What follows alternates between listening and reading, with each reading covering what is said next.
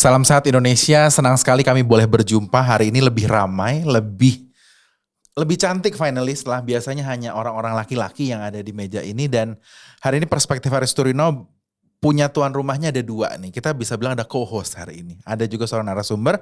Selain Mas Haris, saya mau nyapa dulu Mas Haris. Salam sehat. Sehat selalu.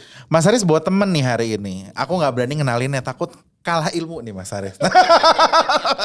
Monggo Mas, ini walaupun saya sebenarnya kagum sekali, cuman boleh gak diperkenalkan nih? Ini adalah edisi spesial ya, karena kita kedatangan tamu yang luar biasa sekali, yaitu Dr. Kony Rahakundini Bakri. Ya. Ini kenapa nih ya?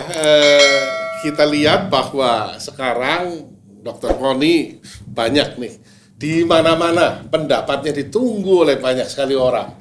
Yang menarik adalah biasanya setiap Dr. Kony bicara selalu viewernya banyak sekali. Terima kasih. Iya, padahal topik yang diangkat ini topik yang sangat berat mengenai perang, mengenai alutsista, mengenai pergantian panglima waktu itu. Biasanya kalau topiknya adalah Crazy Rich, topiknya adalah minyak goreng, itu memang banyak yang mendengarkan. Tapi kali ini dengan topik yang sangat berat, ternyata viewernya sangat banyak. Maka inilah tamu kita pada sore hari ini, Dr. Kony Rahakundini Bakri. Selamat datang, Dok. Selamat sore, terima kasih. Sehat kabarnya? Harus dong. Harus dong ya. Harus. Jadi ini adalah salah seorang tokoh yang kita pikir sangat unik positioningnya karena seorang perempuan tulen yang sangat punya perspektif yang sangat mendalam tentang pertahanan dan jangan tanyakan nasionalismenya, ya kan? Setuju ya Dok ya? Jadi aku boleh pembukaan dulu nggak untuk bertanya kepada Dr. Kony bahwa sekarang ini apa sih yang sebenarnya terjadi di sekitar kita nih? Sekarang kok banyak sekali fenomena yang begitu menarik dalam artian tiba-tiba ujuk-ujuk perang. Apakah benar ini ujuk-ujuk ya Dr. Kony? Atau kan ini sebetulnya eskalasi? Gitu. Eskalasi lah, nggak ujuk-ujuk. Nggak ujuk-ujuk ya? Enggak lah, Putin tuh pemimpin yang sudah sangat berpengalaman, berapa kali jadi presiden, jadi perdana menteri, jadi sudah sangat terukur lah. Ya kalau saya bilang pada gini loh, bahasa kasarnya semut itu kalau digigit ya di pojokan satu hari digigit juga gitu loh. Ya. Dan ini bukan semut loh, Putin gitu loh, Vladimir Putin. Iya dong. Ya. Tapi maksud saya gini, dari orang kan cuma lihat tuh penggalan gitu, tiba-tiba dia marah, tiba-tiba dia melakukan demilitarisasi. Ya. Padahal itu sudah banyak hal, termasuk dari 94 ketika Donbas itu terus menerus oleh Ukraina itu diganggu gitu loh. Jadi dari justru Putin itu masuk dalam rangka segi kemanusiaan untuk kemudian Donbas itu mendapat menjadi negara tanda kutip ya gitu. Nah jadi itu satu hal. Yang kedua juga kemudian dia cuma minta sederhana lah menurut saya. Makanya saya paradigma ya saya bilang tuh gini deh. Perang dunia itu yang berhenti cuma gampang aja kok. Pernyataan resmi dari NATO bahwa dia nggak akan pernah taruh apapun terkait peralatannya dan mengundang Ukraine menjadi bagian dari NATO. That's it gitu loh. Kenapa jadi susah banget? Kenapa jadi bawanya itu langsung ke mana-mana gitu. Ya. Dan pernyataan Putin kan simple aja dari dulu juga. Ya udah deh kalau nggak itu bayangin aja lah kalau gue taruh di Meksiko dan di Kanada. Ini harus diulang-ulang supaya orang tuh paham. Atau kita paham sekarang di Indo-Pasifik tiba-tiba misalnya AUKUS, The Quad sama FPDA menjadi Pakta Indo-Pasifik. Ya. Lalu menghadap si Malaysia itu kan FPDA itu. Ya. Perbatasan dari IKN gitu, apa kabar? Halo. Garuda di situ. Lu pasti marah lah gitu loh. Iya kan? Iya. Gitu. Tapi kalau aku boleh ini nih, kadang teman-teman publik juga ngelihatnya, Dr. Kony ini kok pro Rusia gitu, nggak ngelihat yang tertindas gitu kesannya. Asik. Apa nggak sedih ngelihat korbannya gitu, katanya dianggap gitu. Saya malah melihat Putin yang jadi korban ya, Rusia yang jadi korban gitu, dan seluruh dunia jadi korban. Begini, kenapa saya membawa mimpi Bung Karno kembali ya? Karena kita tuh aneh. Dan kenapa saya marah sekali ketika kita menyatakan abstain di New York. Saya nggak ngerti deh, sampai hari ini saya ingin tanya kalau bisa tanya sama Presiden, siapa sih yang ngasih kita status untuk bisa abstain? Saya sebagai rakyat Indonesia harusnya nggak abstain. Pertama kita mesti bangga dengan posisi non-blok. Kedua, non-blok itu lahir karena apa? Karena kita punya pemimpin besar yang ingin merubah dunia, merasa dunia itu sudah running nggak fair banget. Jadi ada coalition of the willing, ya kan, Amerika, Aliansi dan kawan-kawannya. Di luar itu mereka melihatnya itu coalition of the non-willing. Jadi you or me atau with me or against me itu udah sebenarnya sudah tertanam betul gitu loh. Baik di Amerika Serikat, di aliansinya di NATO dan kawan-kawan. Nah, salah satu poin terpenting dari non-blok adalah anti aliansi atau anti aliansi fakta pertahanan. Karena nggak mungkin dunia itu akan semakin stronger satu pihak, ya kan? Yang satu akan semakin weaker. Lebih gila lagi sekarang yang kemudian tanda kutip nih muncul adalah Putin, bingung kan semuanya, gitu. Karena wah ini sama gedenya, hampir sama gede sama aku nih gitu kan. Coba perhatikan, ketika Irak, Libya, Afghanistan itu negara jauh lebih kecil, hampir hancur semuanya, kan? betul. Beda kalau terhadap Rusia, yang dilakukan adalah kemudian sanction gitu. Dan sanksinya menurut saya itu sangat nggak manusiawi. Sanksi itu dilakukan dalam sebuah negara untuk menekan rakyat supaya ada gerakan politik terhadap kepala negara. Itulah fungsi sanksi. Ya ada untuk negara. Ada sanksi ekonomi, ada sanksi ini, sanksi itu. Tapi bayangkan sanksi untuk Rusia. Udah nggak manusiawi. Percaya nggak? Semuanya udah you are dokter ekonomik ya. Ataulah kalau sebuah ekonomi gini loh. Sebuah negara itu akan jalan baik kalau dia punya 4 elemen itu jalan. Diplomatiknya, ekonominya, militernya, informationnya. Rusia itu semua udah dimatikan sejak 2014, sejak Crimea. Sebenarnya ada sanksi ini, sanksi itu, gitu, ini itu. Apa yang dia punya tinggal? Elemen militer. Ya dia akan gerakan elemen militer itu. Dan saya sampai hari ini masih merasa itu bukan invasi. Invasi itu kalau dalam ilmu kita, invasi itu kita datang, dudukin, ambil. Mana? Kota apa yang dinyatakan sama Rusia jadi punya Rusia hari ini? Walaupun dia sudah merangsak maju, nggak ada. Gitu loh. Nggak ada. Ini demilitarisasi, tapi memang si Ukraine-nya ini juga jadi papetnya kelamaan gitu loh kalau menurut saya. Jadi papetnya kelamaan, jadi kebanyakan yang denger. Sebentar denger NATO, sebentar denger EU, sebentar denger Amerika Serikat, pusing sendiri kan. Lihat dong dari mukanya. Dia nggak confident as a leader gitu loh. Nah, jadi kalau saya melihat ada yang mesti di-blaming atau dikasihan di sini justru Presiden Putin karena sanksinya kebangetan.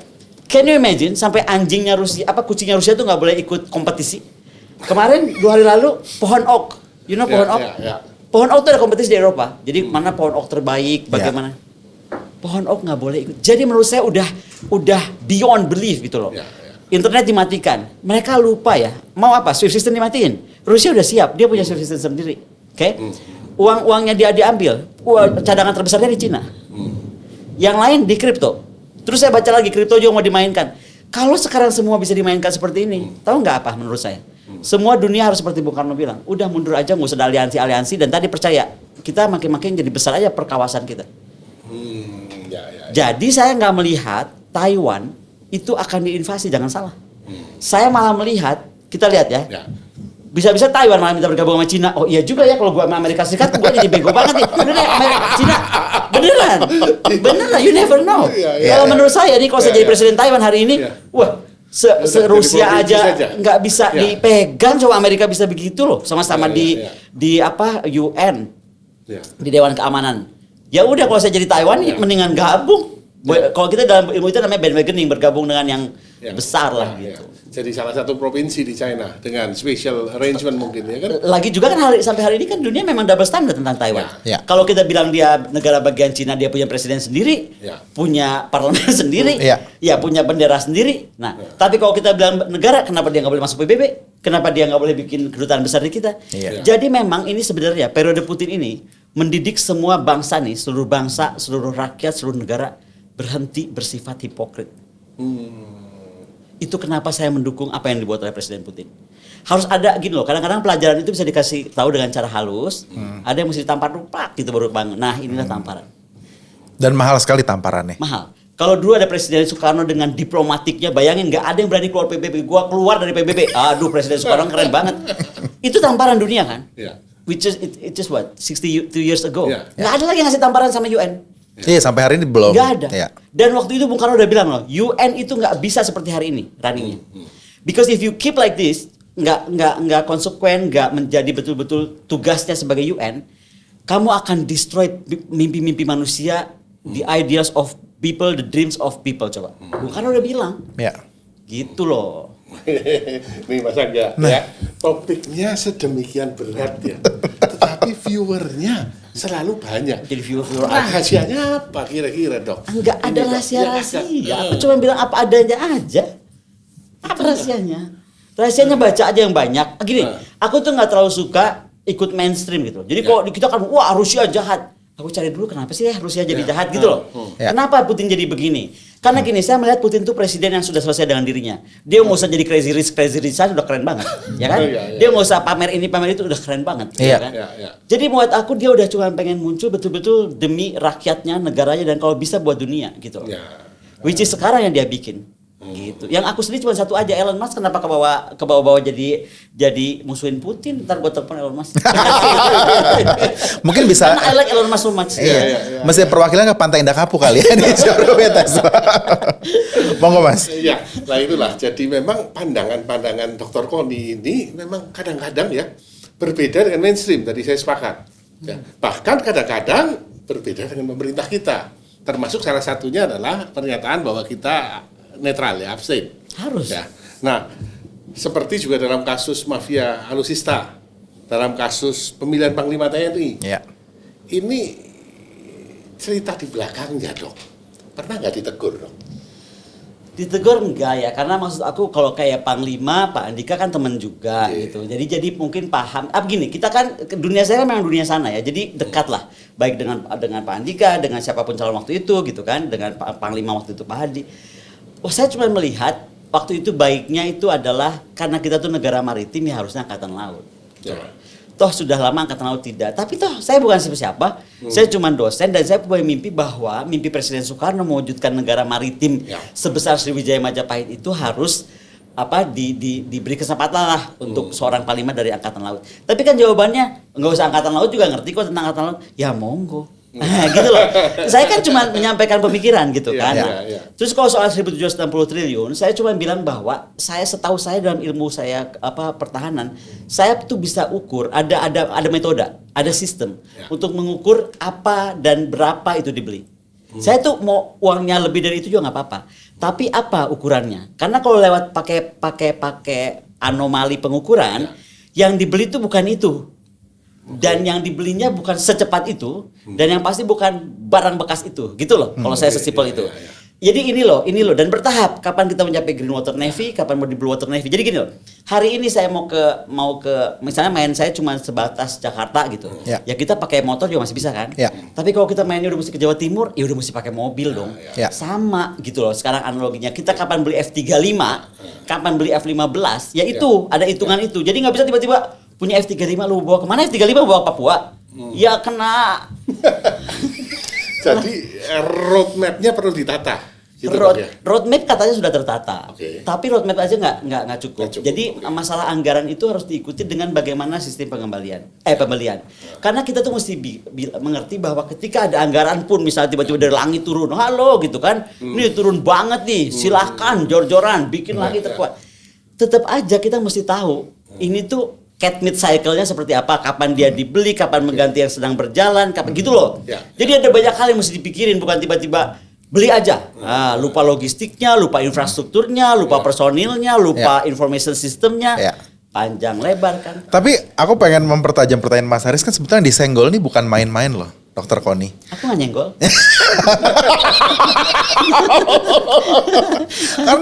karena kan pasti gini, ketika satu misalnya tadi angka yang fantastis 1.700 triliun itu angka yang besar sekali kan waktu itu pada zaman, dan kita tahu lah Pak Prabowo sendiri kan sosok yang sangat dihormati di tingkat nasional kan Dr. Koni.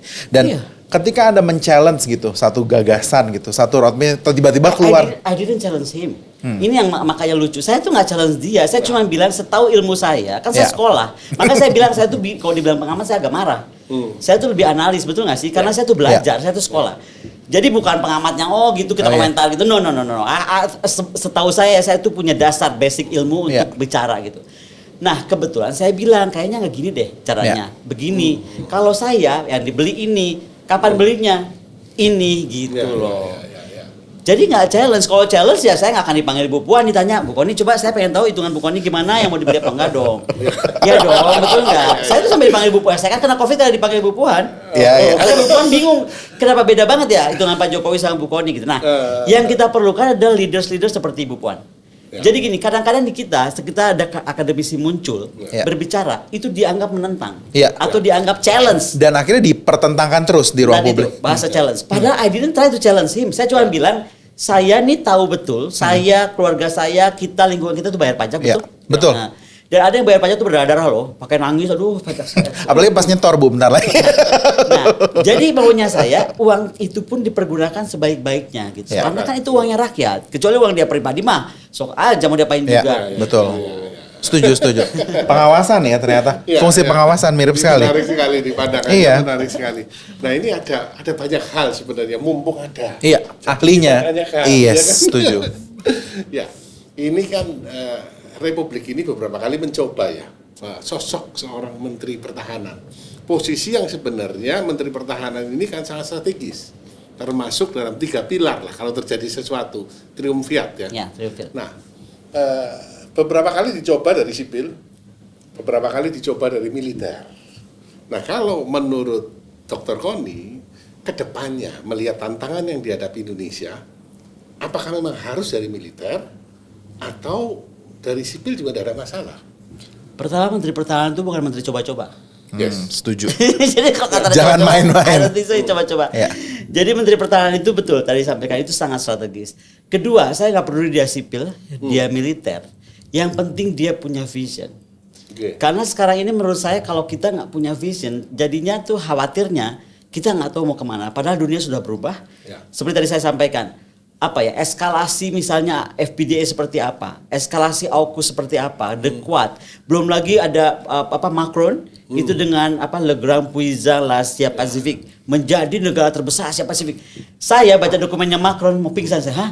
Perancis nganggap Asia Pasifik itu sebagai Ancaman. tempat di mana dia harus menjadi the great Ya. power. Ya. Ada apa sama Perancis itu kan? Betul. Then we read the document. Ya. Yang mengerikan dari Perancis adalah sebenarnya dia itu akan melakukan operasi militer selain perang untuk masalah lingkungan. Jadi be very careful. Kita tuh mengartikan kata-kata bahasa Inggris kadang-kadang jadi bingung. Military operation other than war. Operasi militer selain perang. Ya. Dikira ya udah militer ngapain aja pokoknya nggak perang. Ya. Padahal maksudnya juga bisa begini.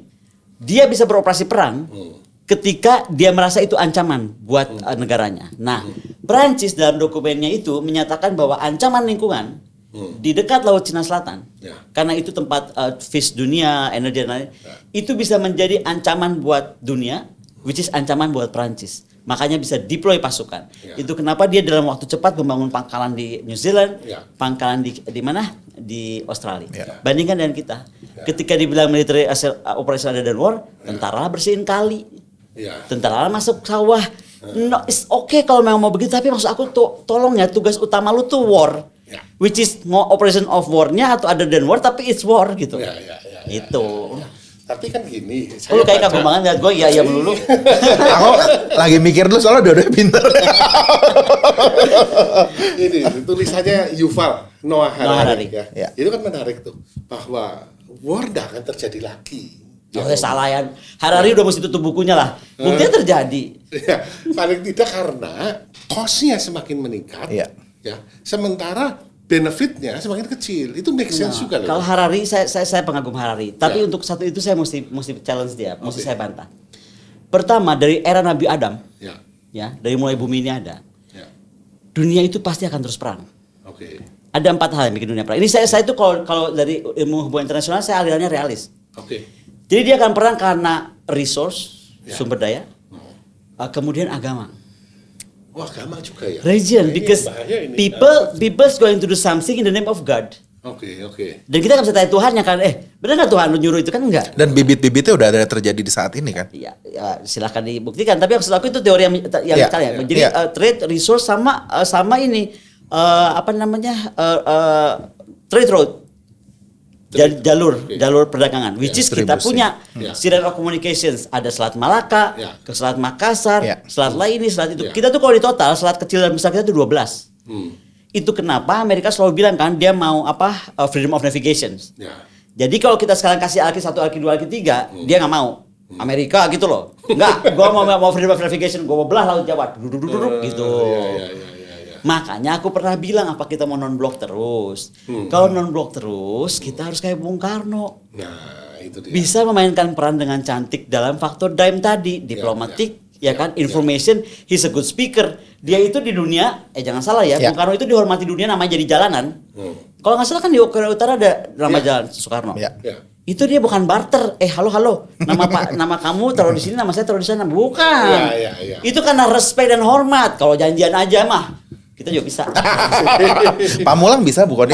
Saya bantu. Benar, kalau itu saya pribadi membuktikan. Tadi saya cerita ke Bu Koni, ya kan, bahwa saya sendiri pernah diselamatkan oleh Bung Karno di Yaman. Betul. Ya, ketika saat itu diculik ya. Iya, coba. Diculik oleh sekelompok orang bersenjata lah, mungkin 20-30 orang, barangnya semua diambil, dan mereka ngomong ini Filipino. Saya ngomong no. Cino, no. Saya ngomong Indonesia. Sesaat setelah saya ngomong Indonesia, mereka seolah-olah freeze gitu. Ya. Dan ngomong sendiri dalam bahasanya, akhirnya mengembalikan semua barang-barang yang sudah diambil. Dan mereka meluk kita berdua saat itu, sambil kemudian pergi begitu saja dengan meneriakan Soekarno. Coba bayangkan. Iya. Coba, hebat sekali kan. Jadi yang dibikin gebrakan tuh bukan di tanah air, Yes. dunia gitu. Kalau itu ya, karena kan kita tahu sebelum konferensi Asia Afrika, itu kan setelah Perang Dunia Kedua hanya ada beberapa negara yang merdeka. Indonesia, Vietnam, Cina ya. Pokoknya setelah PBB, gerakan non-blok itu adalah gabungan negara-negara terbesar. Ya. Bayangin, hebatnya Presiden Soekarno itu. Dan tahunnya 55 ya. Tahunnya 55. Tahun ketika Dan itu sejarah Rusia juga mengakui kita itu juga panjang. Jadi waktu di UN Assembly itu mereka nggak mau mendeklar, Bung Karno kemudian terbang ke Moskow. Dan Moskow menerima itu, dan jangan salah Bung Karno tuh kita tuh dipinjamkan uang $100 juta. Iya. Makanya saya bilang kan, tanpa Rusia kita tuh mungkin nggak merdeka. Bukan masalah saja alat perang gitu loh. Jadi banyak hal kita disupport oleh Rusia. Rumah sakit persahabatan itu Rusia loh. Ya. Coba main-main ke situ, ada cerita di situ spooky namanya Suster Merah. Itu suster yang meninggal saat bertugas dan sekarang jadi suka mendatangi orang-orang sakit di sana, itu Suster Merah itu. Ya. Itu orang Rusia, makanya dibilang Suster Merah karena mukanya merah. Gitu loh. Jadi banyak hal kita tuh dibantu oleh Moskow. Nah, bayangkan perjanjian kita dari tahun 57-an tuh kan. Saya aja menandatangani, membantu untuk mengkonsepkan perjanjian strategis kita dengan Rusia itu 2015 kalau nggak salah 2016-an. Jadi kita tuh banyak perjanjian strategis. Nah, itu kok bisa kita sama temen kalau saya bilang tuh Berkhianat. Betray. Iya. At least kamu udahlah kita tuh mbok abstain kan paling aman. Orang kita non blok tuh kan paling aman harusnya. Kenapa Abstain, ambil betul. sikap gitu loh. Sebelum ngomongin soal masalah Bung Karno yang pasti akan panjang, karena saya ini punya Mas Haris dan Dr. Koni yang mengagumi Bung Karno. Saya pengen ke Dr. Koninya dulu. Bahwa sebagai seorang perempuan, saya pengagum perempuan-perempuan hebat gitu dalam kehidupan saya. Ini benar loh. Selain karena saya lahir dari rahim perempuan ya, dari ibu saya. Bidang yang Dr. Koni pilih itu, satu resikonya tinggi karena berurusan dengan banyak sekali spektrum yang sangat kompleks. Itu pandangan saya sebagai awam. Kemudian juga secara keilmuan, nauzubillah ribetnya. Enggak juga. Nah, satu lagi adalah, dan saya bisa menyimpulkan secara pribadi adalah kadang-kadang seksis juga gitu. Kadang-kadang perempuan, sekarang panglima tinggi perempuan di Indonesia juga nggak banyak kan yang punya bintang di pundaknya gitu. Akhirnya, Panglima tinggi jenderal. iya Pati, maksud saya, panglima itu. Dokter Koni akhirnya bisa kuat sampai sekarang, itu apa sih yang menjadi rahasianya? Ya punya keyakinan aja. Karena yang saya lihat dari Bung Karno itu apa sih? Nah langsung Beliau tetap itu Bung Karno. ya, karena dia tuh jadi role model saya sejak saya kecil. Boleh nggak saya cerita sedikit? Boleh. Nenek kakek saya itu kepala perikanan darat yang didirikan oleh Bung Karno. Jadi kalau sekarang ke IPB itu ada foto kakek saya dengan Bung Karno. Oke. Dan perikanan daratnya itu besar sekali di Sukabumi. Coba main-main ke perikanan darat Sukabumi, Google deh. Di situ ada makam, satu-satunya makam itu makam kakek saya. Jadi kakek saya sejak ditunjuk Bung Karno hingga meninggal itu di sana. Ya. Bung Karno, kakek saya itu kawin sama nenek saya yang setengah Belanda, dia Indo. Oke. Untung gue gak kayak orang Belanda nih sebenarnya. Jadi dia juga masak Belanda. Nah Bung Karno tuh senang sekali kalau oma tuh masak. Jadi mereka lama-lama berteman. Di ruang tamu keluarga kami itu di Saunggaling, Jalan Saunggaling Bandung, itu sebelah asrama ITB, asrama B. Itu foto Bung Karno tuh gede banget. Foto keluarga kecil-kecil di atas meja, tapi foto Bung Karno dengan pedangnya tuh di kamar komando, ya. di ruang tamu. Bukan cuma ruang tamu, kamar tidur. Dan setiap saat saya ngomong sama oma gitu kan, selalu bilang, Bung Karno tuh hebat, Bung Karno tuh gitu loh. Jadi dari kecil sudah ada. Nah waktu kita sekolah kan akhirnya jadi kepengen tahu Apa sih hebatnya gitu. Dan itu yang saya bilang bahwa jadi negara baru merdeka, menjadi bumi terkuat di bumi bagian selatan secara militer, di panggung dunia muncul presiden dunia ya, bukan presiden abal-abal nih, bukan crazy-crazyan presiden nih, presiden beneran, ya kan? Itu respect sekali. Itu kan nggak mudah. Kalau kita nggak, kalau beliau tidak yakin sama wawasan pemikirannya dan confident dengan itu gitu. Hanya itu aja. Ya. He's my role model, gimana dong? Iya, pemikirannya lewat dari zamannya. Melampaui zamannya. Ya. Tapi memang nenek-nenek gini ya, itu Bung Karno. Kalau kita mendurai ke belakang, memang nenek-nenek moyang kita tuh melampaui zaman loh. Udah tahu kan cerita Kalinyamat saya itu sedikit. Bayangin dong, apa sih segede apa Jepara bisa bikin 40 kapal per tahun. Nyuwun sewu ahli ekonomi, PT PAL udah berapa tahun sekali? Nggak jadi-jadi. Iya kan? Aku bilang itu perempuan gitu loh. Apa gitu? Terus ada yang ganggu Selat Malaka. Sultan Aceh itu waktu itu kan temennya Raja Turki, Sultan Turki Ottoman. Coba, itu udah kalau berkoalisi dia udah berkoalisi sama superpower. Lah minta tolong sama Kalinyamat. Gitu. Jadi kalau saya cuma mau bilang juga bahwa kita tuh rajin baca sejarah dan gini loh, jangan cuma bangga kita turunan Atlantis. Terus kenapa gitu? Jadi apa kita itu Atlantis? Ya coba bikin apa yang para leluhur kita bikin gitu. Dan menurut saya leluhur kita itu banyak sekali merubah dunia. Banyak. Dan sekarang Ratu Kalinyamat sedang diperjuangkan menjadi pahlawan nasional ya. Ya, dari Ibu Mega sudah menyebutkannya dalam pidato kemarin, makanya saya senang sekali, terima kasih. Aduh. Perjuangannya panjang sih untuk perjuangan Kalinyamat. Dia gini loh, hoax tuh ternyata dari zaman dulu. Ngeri ya. Kan dia perempuan hebat. Si Belanda kan pusing juga nih, bukan cuma Belanda, waktu ada juga antara Kudus, biasalah kerajaan-kerajaan ini juga bersaing. Jadi dia dibilang kayak perempuan nakal, tanda kutip. Tapatnya dia meninggalkan baju kerajaan dibilang tapat telanjang kayak gitu kan. Tempat dia bertapa dipakai tempat nggak bener. Nah, itu semua sekarang kita balik. Makanya kita mengajak segala macam. Sujiwo Tejo untuk merubah ketoprak selama sepanjang pantai utara yang punya cerita buruk tentang beliau. Lakon. Kita mengajak Habib Lutfi, Antimpres. Dari segi agama, perempuan hebat itu sah aja. Untuk siapa menjadi bilang nggak menjadi pemimpin gitu kan ya kan, dan beliau pemimpin gitu dan dihormati, gurunya kan Siti Jenar gitu. Habib Lutfi confirm. Nah terus dari akademisi kami kan mencari data otentik tuh langsung dari Portugal. Dan kalau kita hidup tuh masih mengontak-kontakan agama ini, makanya gue sebel banget gue udah urusan ini gue jadi marah. Kita tuh gak akan dapat apa-apa. Kami mendapat semua data tentang Kalinyamat di mana? Jawab. Di bawah gereja Katolik di Portugal. Even archive-nya Portugal nggak punya sebanyak itu. Jadi yang sangat otentik catatan harian itu catatan harian misionaris ya.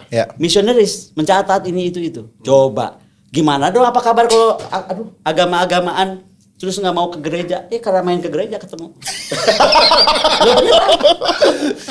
Jadi jangan mau di kota-kota kayak Saya juga terima kasih loh Dr. Koni nyampein itu bahwa kita sudah lama terpolarisasi sama konflik agama yang diciptakan baik itu di media sosial kita. Gara-gara politik ya. Itu dia. Aku nitip satu nih sebelum nanti Mas Haris mungkin ada pertanyaan. Sekarang kan perang itu udah ke digitalisasi sekarang. Banyak proxy war apa. Sekarang kita publik dikenal dengan perang biologi, ada katanya virus juga direkayasa. Apakah kita sekarang juga punya ancaman lens dan artileri sama cavalry juga nih Dr. Koni dalam dunia global saat ini? Maksudnya ancaman dalam contoh misalnya dalam artian misal teknologi kita misalnya kita di tap lah, misal secara kita tidak tahu perang teknologi antara negara-negara maju. Nah, kalau perang sih sudah kalau perang sih sudah makin canggih, tapi begini aja lah. Coba kita lihat kemarin perangnya Ukraine sama Rusia kan. Itu kan sebenarnya karena saya bilang tadi itu kan demilitarisasi. Kalau memang perang beneran mah udah satu hari juga di wipe out. Selesai Ukraine, kenapa? Stoknya banyak. Stoknya banyak kan? Tinggal. Tapi ini maksud saya adalah banyak, kalau saya lebih melihat kayak Putin tuh dengan fake imagery, dia diburuk-burukan ya kan. Kemudian banyak hal lah. Itu yang mungkin kita mesti siap seperti Rusia ketika tiba-tiba dia diputus internetnya dari dunia. Coba double standarnya ya. Ketika Cina punya WhatsApp-nya dia tuh namanya WeChat. Nah, wah, dibilang Cina menutup diri, nggak mau menerima. Lah, begitu Rusia, Instagram main dimatiin aja begitu aja. Instagramnya kan putus sudah Rusia. Iya, pada mundur kita semua. Kita udah nggak bisa kontak sama Putin. Aduh, nggak usah tag-tagan foto kita. Iya benar. Nah, jadi kan menurut saya udah nggak fair. Itu yang tadi saya bilang. Akhirnya perlakuan terhadap Putin itu sudah tidak manusiawi gitu. Untuk berharap bahwa Rusia rakyatnya akan kemudian ngamuk dan kemudian jangan salah loh, bisa malah terbalik. they adore Putin more gitu. Ya. Dan satu hal yang pasti ya, menurut saya gerakan ini akan membawa ke apa yang dulu Bung Karno bilang berdikari. Ya. Ingat? Ya. Berdiri di atas kaki sendiri. Ya. Menurut saya negara harusnya berpikir kalau Rusia sebesar itu aja, the fifth biggest power in the world, bisa dibegitukan. Kalau apa kabar Indonesia? Ya. Jadi mendingan kita memang berdikari aja udah.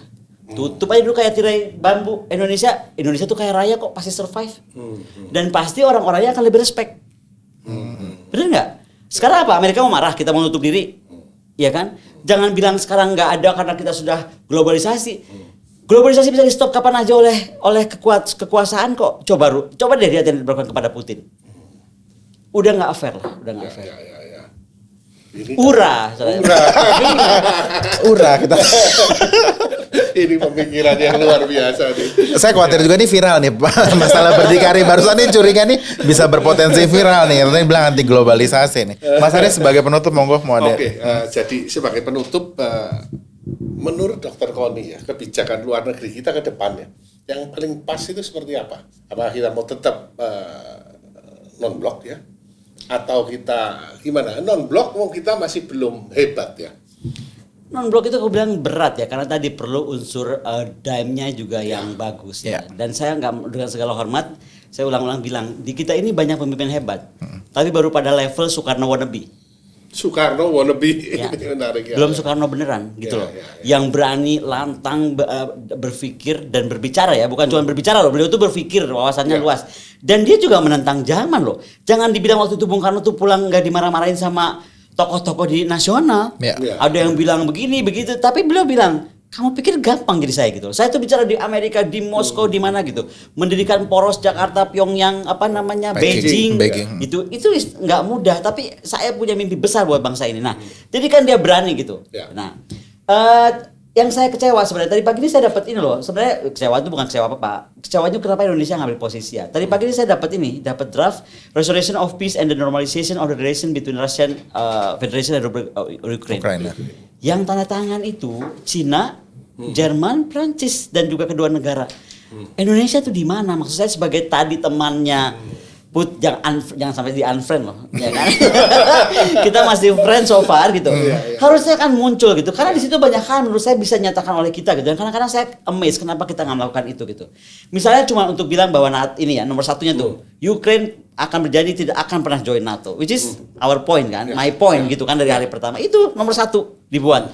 Kenapa nggak Indonesia ngambil posisi dari pertama begitu? Kemudian berjanji untuk regain position of nuclear weapon. Jadi siapapun sekarang di belahan sana itu tidak boleh membangun nuclear weapon capacity.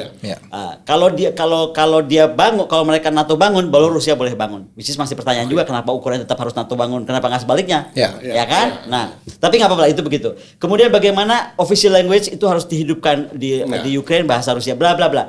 Maksud aku ini kan pointers yang sebenarnya bisa didorong kita gitu loh, karena kita punya tadi strategic partnership with Moscow. Tapi anyway, apapun itu kita harus berdoa saja. Ada 19 poin. Draft ini siap ditandatangani oleh Presiden Putin dan Presiden Zelensky.